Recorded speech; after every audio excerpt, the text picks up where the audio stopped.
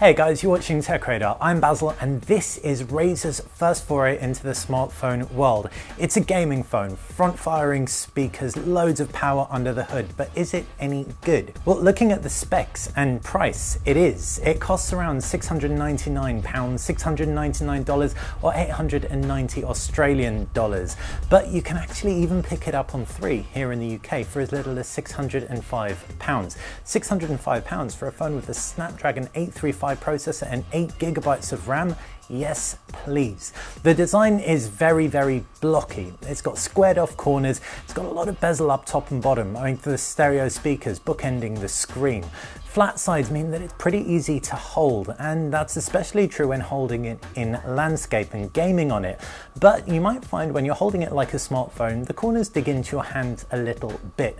Around the back you've got a dual camera and a very prominent Razer logo. This thing's made of aluminium. When you pick it up for the first time, it's cold, it's stark, it's almost brutalist in its look and feel, and that will definitely attract Razer fans, but it might not be suited to everybody. As far as ports go, at the base you've got a USB Type-C, right hand side's a power button and fingerprint scanner combination. Now the speakers that bookend the screen have micro drilled holes in them, and while that looks quite cool, it does attract dirt and dust, so you'll want to keep it clean if possible. There's no IP rating here either, so you'll probably want to keep the Razer phone away from dunks and splashes. When it comes to the screen, it takes center stage, 120 Hz refresh rate. That's a first for smartphones. We've seen it on iPads, but the Razer introduces it to the smartphone world, and it looks really good. When you're scrolling through your menus, especially scrolling up Twitter, everything just looks buttery smooth. Only 4 games currently support this, so with gaming we weren't really able to put it through its paces too much, but at least day-to-day use is improved. But the screen isn't perfect by any means. It isn't quite as bright as some competitors out there, and the fact it's an IPS IXO display as opposed to an OLED display means that it hasn't got the depth, it hasn't got the punch and pop and the saturation that other phones like the Samsung Galaxy Note 8 and iPhone X have. The Razer phone has 2 rear cameras, both 12 megapixels and 1 front camera. Now on paper they're pretty good in the sense that they've got a wide open aperture and you've got a second 2x zoom camera, but the reality is it's not really the best smartphone camera around by a long stretch, and that's really unfortunate because through testing, we found that a lot of that comes down to the software. Now, Razer has officially said that the software for the camera will improve, but there aren't that many shooting modes for it, and the out-of-the-box picture quality isn't great. Play about with it, install a third-party camera app, and you can eke a little bit more. Specifically, I'm talking about the Google Pixel Camera APK that's been floating around the web, but I'm going to talk about the stock camera experience. For starters, it can take a little bit of time for the camera application to open, which may make you miss your moment.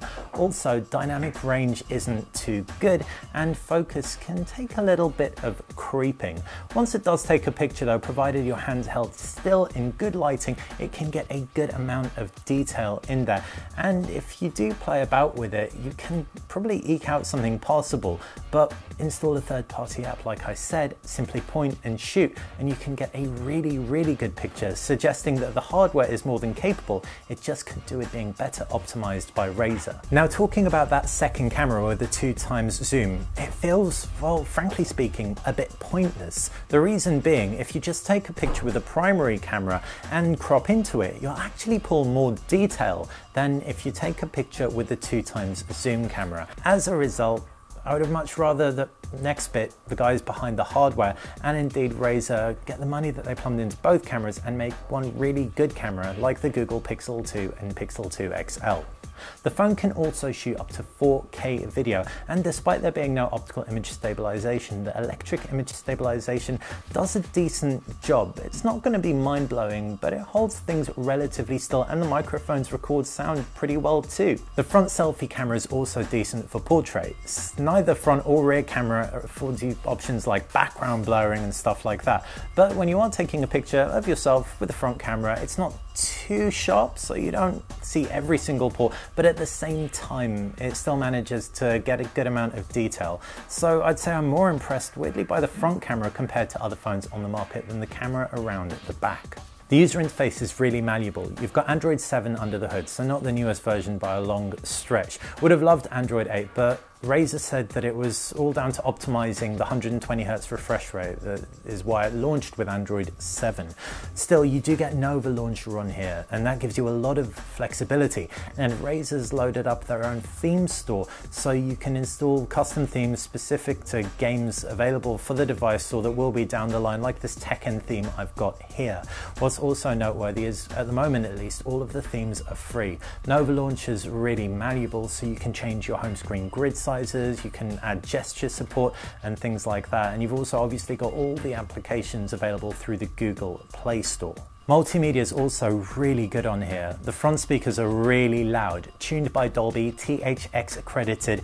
They're probably the best smartphone speakers that I've ever tried, and trust me, I've used a lot of smartphones. In addition, being Android, you've got support for all the file formats you'll want to throw on here too. So the speakers can also double up not just when showcasing YouTube clips and videos, but also as a music player. Not going to replace a Bluetooth speaker, don't get me wrong, but for the odd track here and there in a hotel room when you've forgotten your speaker at home, it's going to more than fit the bill. On top of that, the screen is nice and sharp, so while it isn't the brightest, it isn't the punchiest, if you're reading on here, text will look super crisp. There's 64 gigabytes of storage as standard, which is fair, but you can expand that by up to 2 terabytes via micro SD card.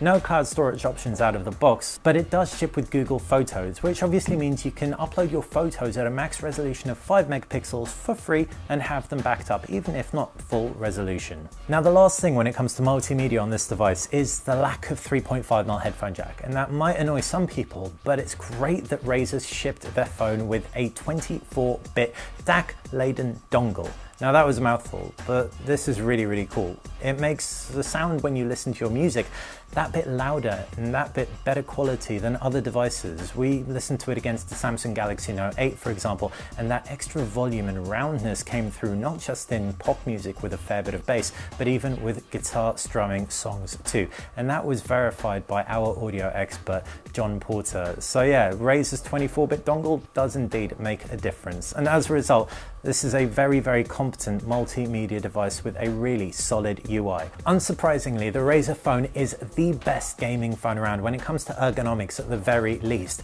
Flat top and bottom mean when you're holding this in landscape, it feels really comfortable. The front speakers are nigh on impossible to cover up, and you have stacks of power under the hood. The Snapdragon 835 with 8GB of RAM benchmarks like a champ. Antutu over 180,000, and Geekbench was over 6,700 with the multi-core score. So the games out of the box are only 4, and they're the 4 that take advantage of the 120 Hz refresh rate. There will be more down the line. You're going to get Tekken, you're going to get Final Fantasy 15 Pocket Edition, and a few others. Would have really liked to have seen more, and specifically would have loved to have seen Razer centralize these games into a Razer store or something like that. The theme store is nice, but would have rather it just be a general Razer store with themes and optimized games. That said, even for third-party games that don't use that 120 Hz technology, they do still look a bit smoother. Why? Because it's all been tuned to have a variable refresh rate so that it can optimize games and make them look better than they're actually intended to. It does pay off when you're playing on this thing. I played Injustice 2 on this a lot, and Marvel Future Fight a little, and I didn't find the AI in Marvel Future Fight slowed things down as much as on other flagships like the Samsung Galaxy Note 8, for example, and I found that I really enjoyed Injustice 2. The frames dropped were so few and far between, and that's a game that's pretty choppy on most phones I play it on. So with excellent gaming credentials, you also want excellent battery life, right?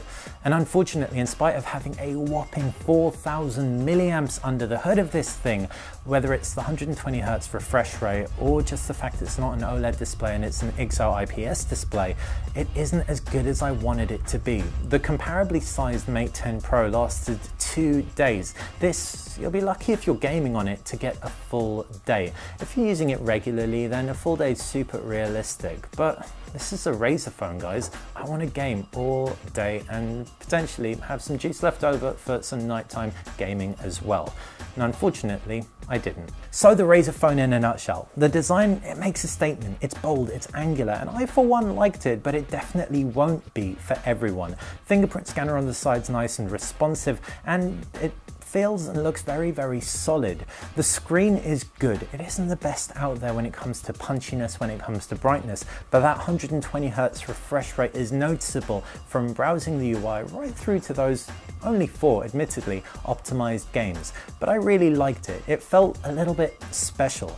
Where Razer could have maybe done a little bit more was optimizing the app experience around that 120 Hz refresh rate to make it all feel a little bit more cohesive. But you do get some Razer tweaks. In addition to the Nova launcher laden Android 7, you've also got a theme store that lets you customize your themes readily. On top of that, the front speakers are super, super loud. The screen is very sharp, and despite there being no headphone jack, you do have a 24-bit DAC dongle that makes the music from this thing sound very, very good indeed. As for the cameras, definitely not best in class. The hardware's fair and you can get some decent pictures, but in order to do so, you'll probably be best off installing a third-party camera launcher. Takes good videos though, and the selfie camera is more than up to the task. Internal storage, 64 GB is plenty, and you can supplement it with a 2 TB SD card, and with a 4000 mAh battery under the hood, it should last a full day. But unfortunately, if you're a heavy gamer, it will probably fall short. That 120 Hz refresh rate screen takes its toll on battery.